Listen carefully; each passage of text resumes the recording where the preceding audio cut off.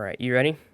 Mm-hmm. All right, bet. Is a social experiment that brings humans with opposing beliefs or experiences together. Remember to seek out experts and to be critical of your own biases while forming an opinion. Please see the humanity in each participant, and as always, we encourage empathy. I like how they have to put that, though. He's psychotic. Проведение специальной военной операции. What about the idea of American troops?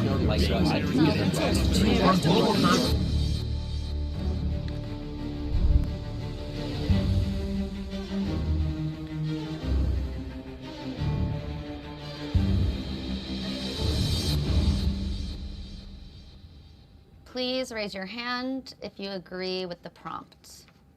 I am proud of my country. 3, Oh, they're not even in person. 1. That's weird.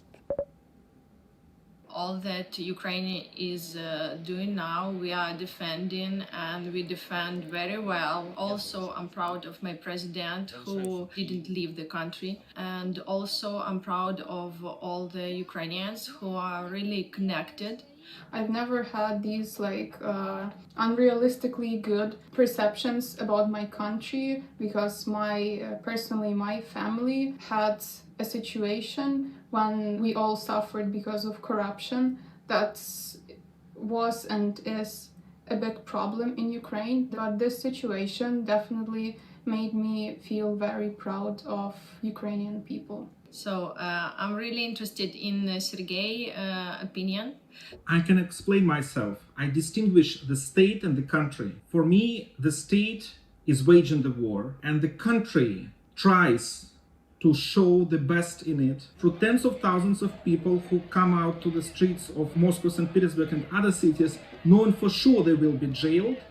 Some of them are badly beaten up, some of them jailed for years. The risks they are taking are enormous, and they know well they are doing it without hope of changing anything, but they are doing it for the sake of showing important symbols that not everyone agrees with the war. And I actually think most of Russians disagree with the war. The problem is that they are frightened, they are isolated, they are being threatened, and that makes me proud to the extent that this dissident movement is totally hopeless.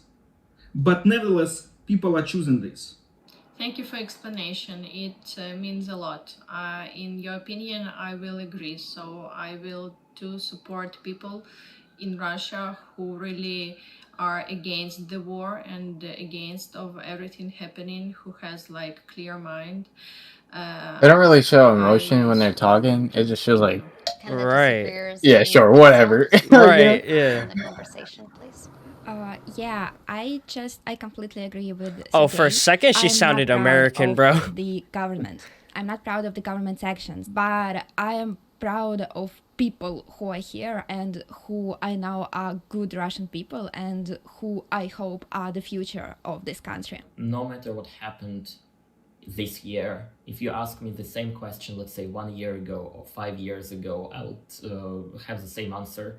I'm not proud of my country. It never cared about regular people much. When I see what kind of lives people have here, especially after traveling to a few other countries, I simply cannot say that I'm proud of my country. Seeing that my babushka, my grandmother, is having a pension that is lower than minimal wage and minimal possible amount of money to survive. Of course, we have a lot of good sides of Russia, like the guy said, people. But talking about do I like it here or not, about the state, like, no, not at all. Damn, it would be irresponsible for the U.S. to get more involved. 3. Oh, I really want to hear this. 1. Damn. In 1994, Ukraine gave all their nuclear weapon from their territory. That was a document between United States and also Russia. They needed a guarantee to be defended if something will happen like this. Now it happened, but Ukraine still asks all the countries for the weapon. If we have weapon to defense, if there are any invaders coming, we could defense in a proper way. The United States cannot be a bystander, and it is not a bystander by supporting the Ukrainian resistance. And of course, it would be irresponsible not to be involved for the United States, particularly given what has already happened. I understand why NATO soldiers are still not in Ukraine, because that can trigger a very dangerous button there in Russia. So I understand why no one wants to take this kind of risks when we know one person, Vladimir Putin, who can press the button and everyone on this planet is going to die. But I agree that it would be irresponsible to just leave things as they are. I'm gonna just throw a follow-up question in here. Is anyone here concerned about nuclear weapons being used? Actually, kidding. They probably couldn't fly him out or something. I think that there's this power of Putin and his button. I think it looks like more than it is. We see that Ukrainian soldiers are doing their best. They are excellent in their job, but there is a lack of weapon. I think it should be not only weapons, but also humanitarian help, like giving food to do it the inside. regions. So you're gonna have to sit in the gym. You're going to get 2 tickets for each side. Grandmom can't come because she can't sit on the bleachers. If you come, you're gonna have to sit in the bleachers by yourself, but with the other people, not with us. You can only have 2 and 2. Are you gonna come? I guess. Yeah. Okay. I'm just letting you know you're gonna have to sit in the gym, but not with us. All right. You good, bro? Yeah. Okay. Who are under attack currently or occupied. So yes, soldiers, it is super risky because it will be seen as an act of war from other countries towards Russia. But it should not be only weapons. It should be something for the people who live there as well. In occupied territories, Russians do not let humanitarian help to get in. There is a lot of humanitarian help, but they do not let them in. They are killing civil people, they are killing volunteers, just that person who wants to help. I think only like a weapon and only hard decisions could help. I'm concerned about Putin threatening the world with nuclears because we already seen she kind of cute, bro. being in Zaporizhia and Chernobyl, which was very dangerous situation. I believe that it can be just her nose a little big. Act to scare us. But also, months before the war started, Putin kind of tried to scare the world that he will start the war, but promised he wouldn't, and he still started. My life has changed since the war began. 3, 2, 1. Actually, my life and I think lives of almost all Ukrainians are not just changed, they are crashed. On the February 24th, I wake up from the lightning and from hearing the sounds of bombs. I had I don't know, 1 hour to gather my all things that I need, and now I really need to start my new life from the beginning. I had to leave Ukraine too. The fact that I cannot just come back home, and I also had to pack very fast. I took just a little stuff. I just want to come home and hug my parents. I want to make my parents leave Ukraine, and they don't want to leave. I'm worried about them. I don't think any Ukrainian now has the same life. Everything pales in comparison with what Ukrainians I like how they leave out that one guy.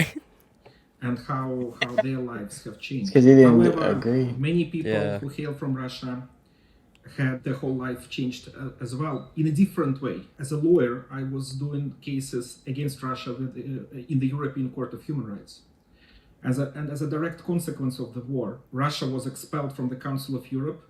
Oh, and wow. the whole litigation in the European Court of Human Rights is now meaningless. A lot of people, including myself, had to leave Russia. For me, it was important to leave because I don't want to pay a cent in taxes in Russia. It's a small thing, but it is important thing. First of all, my mother lost her job because she was working for an international company, and they are not able to transfer money right now to Russia due to sanctions. I was not able to find a lot of meds that I need, and I had to order some of them, and while they were coming here, I had to live without them. My girlfriend, she's American, and she used to help me to pay for them. Now she can't, because there's no way she can transfer money here, and I myself, I can't afford them. I think that sucks. Ukrainians, even who leave the country, I don't think they feel safe. We know examples when Russians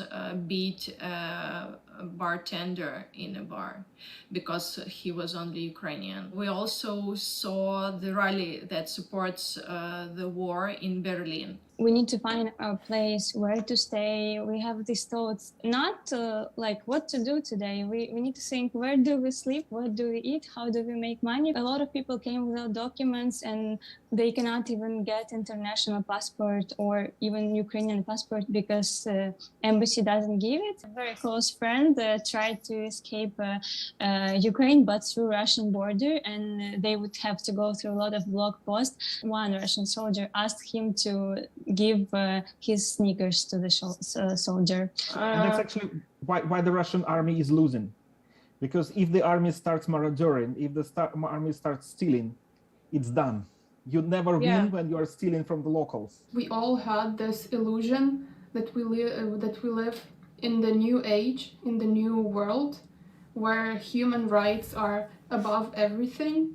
And now we just see that this is not how it is, and wars are not the leftovers from past century.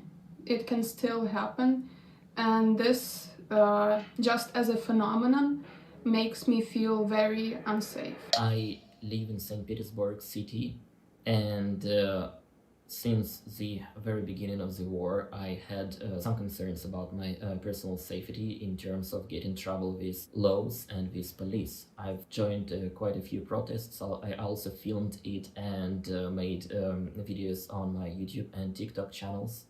And I was expecting that I'll face a risk of getting fined or getting some jail time. Damn, bro. I kind of accepted that small risk. Eventually, I will leave Russia. I came back to Russia 2 years ago, and I planned to leave Russia in like 1 or 2 years from now. And perhaps I'll have to leave earlier, but I'm not leaving ASAP. I'm actually also from St. Petersburg. I think there are two problems. One, when you have problems with law, then you will not be allowed to leave. It will be too late. And second, in 1 or 2 years, in my opinion, there will be no opportunity to leave altogether. The border will be closed. Frankly, if you really think about leaving and you have opportunity to do that, do it yesterday. I am immune to propaganda. Damn, bro. 3. I mean, he is a lawyer, so he would know. Yeah. 1. Fuck. That's propaganda uses Yo, very she often. fire, bro. Sometimes Propaganda. they do not even show the actual narrative and try Yo, to fact. make people believe that. Sometimes they You just agree? That's literally what propaganda start is, though. telling many different stories to make Oh, create no, I was this, talking about, like impression she looked that good. Oh, people cannot She looked trust good. anyone. Yeah, alright. And this is a very powerful trick, I think. I tend to compare propaganda to junk food. It's easy to access, it's easy to consume, it makes you happy for a while, and of course you're obsessive with it. It kills doubt in people. It gives them clear worldview, which is very easy to live with. Doubt, which should exist for research, for understanding, is also very difficult thing to live with. So paradoxically, people who consume propaganda are happy to keep consuming it, like with junk food. And that's why I don't think That's a I'm good immune, analogy. as well as I'm not immune to junk food, unfortunately. Julia, Nikki, and Sergey, is it true that in Russia all the independent TV channels were closed? Now, yes. Now there are no independent TV channels at all, and there are no independent newspapers. The only independent journalists left in Russia are actually foreign correspondents, and there are fewer and fewer of them. The only way to go for something that it's not like from the state is to go online, and even then you have to be super careful. And use VPN. Yes, there are some media that were not only closed, they were banned online. I have a friend Damn, in bro. Russia. When everything started, she just posted her like champagne life, you know. I asked her why you don't post anything on your social media, and she said, I'm just a small person, what can I do? And that is like the worst answer that can be for me, because these 2 months showed that people are doing something. Like even in social media, when you say your opinion, you like make seen your voice, it influences the situation. It can influence on bigger organization when people raise and say something. A war between Ukraine and Russia was inevitable. 3, 2, 1. There was no underlying reason for the war, which was started by basically one person. Yes, the fact that that person met no resistance for years. I disagree that there was no resistance. There are tens of thousands of people who spent time in jail, who are in jail right now, for daring to protest. There have been journalists killed who tried to come out with the truth. There have been activists pushed out of the country or detained or beaten or actually murdered. So the resistance was there. Unfortunately, it was not successful. Like my grandparents, they are like, yes, it's good that Russia is there, but they don't know what's actually happening. And they only watch TV, they don't browse through the internet because they think that the internet is bad and only misinformation happens there. I think if we show actual facts to Russian people, to all of the Russian people, there will be a lot less people who agree with this. You know, it's really easy to tell that somebody do not believe what's happening, but if they really do not believe, they can come. They can come to the border. Why do not they do that? Because it's so easy to tell, I don't believe it. It's so easy to tell that everything is false. But why shouldn't they go and see by their eyes? They don't want to do that. I feel there will be a winner in this war. 3, 2, 1. For me, this is not a war between Russia and Ukraine. The actual war is between dictatorship and freedom. That's actually why Putin attacked Ukraine, I think, in a nutshell. He detests democracy, rights, and liberties. And I'm convinced that democracy, rights, liberties, and freedoms will prevail. And paradoxically and ironically, that is perhaps the positive outcome of this war, because this war reminded those countries which are free what they should value.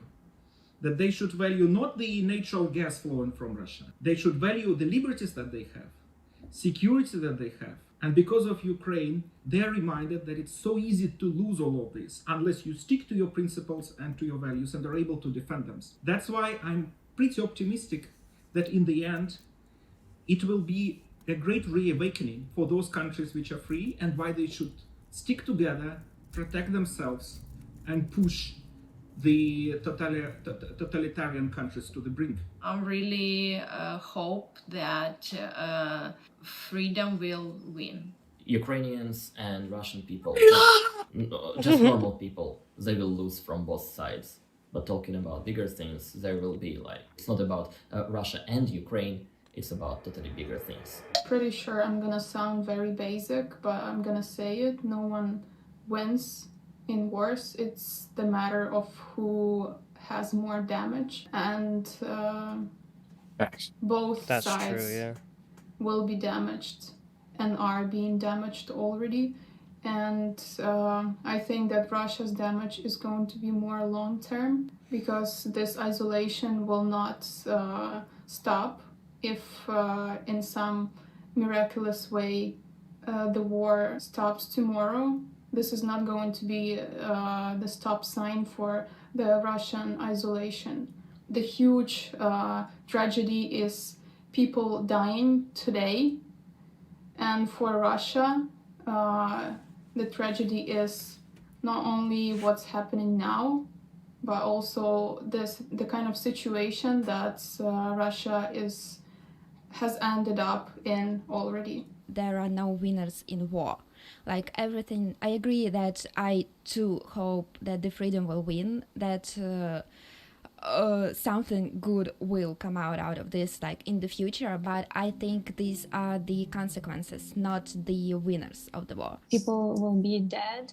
You cannot get them Bro, back. she barely talked in this video, bro. And okay, in Which one? in the long run, The other one? The one later, talking now. we will have a winner. Will rebuild, etc. But the damage any war causes is too big. I would like to add that all the Russian people that I met here have very healthy thoughts. I think pro-Russian person will call this all propaganda. Ukrainian propaganda. I mean, we were all on the same side. I will also say that we are getting paid by America thousands and thousands of dollars. Yes. Not thousands, billions of dollars, bro. On the morning of... Dude, we literally like just sent Ukraine like I think over like $1 billion again, like recently. But that we're putting $4 for. But that.